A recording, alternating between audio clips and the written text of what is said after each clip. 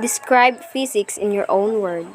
For me, physics is the study of energy and matter in space and time, how they are related to each other. Check your understanding. A cyclist rides 3 km west and turns around and rides 2 km east. What is his displacement? What is the distance traveled? What is the magnitude of his displacement? Displacement. We define total displacement as the sum of individual displacements and express this mathematically with an equation and the given value of x sub 2 is equal to 2 and x sub 1 is equal to 3. So the total displacement is 2 minus 3 is equivalent to negative kilometer.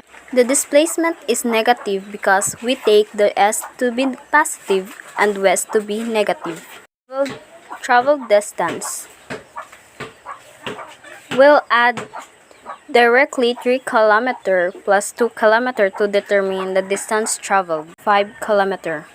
The magnitude of the displacement is equal to 1 km, while the absolute value of negative kilometer is equal to 1 km. The position of an object as a function of time is x of t equals negative 3 time squared meter. What is the velocity of the object as a function of time?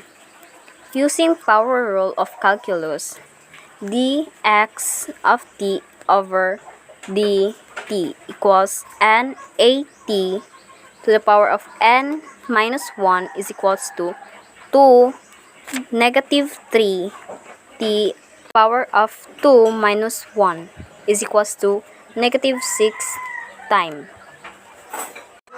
Taking the derivative of x of t gives velocity of t is equal to negative 6 times meter per second.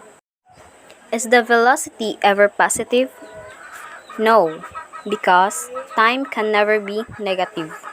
What are the velocity and speed at time equals 1.0 seconds? To get the velocity, substitute the time 1.0 second is equals to negative 6 times 1.0 meter per second is equals to negative 6 meter per second.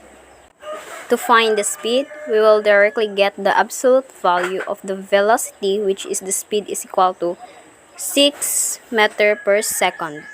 This problem can be solved by identifying the velocity and time from the given information and then calculating the average acceleration directly from the equation. First, determine the knowns. V sub O, V sub 0 is equals to 0 and V sub F is equals to 2.0 times 10 to the power of 7 meter per second. And the time is 10 to the power of negative 4 seconds. Second, calculate the change in velocity as the accelerated from 0 to 2.0 times 10 to the power of 7 meter per second. Lastly, replace the known values and solve for the unknown average acceleration equals velocity over time is 2.0 times 10 to the power of 7 meter per second minus 0 over 10 negative over 10 to the power of negative 4 second minus 0 is equals to 2.0 times 10 to the power of 11 meter per second squared.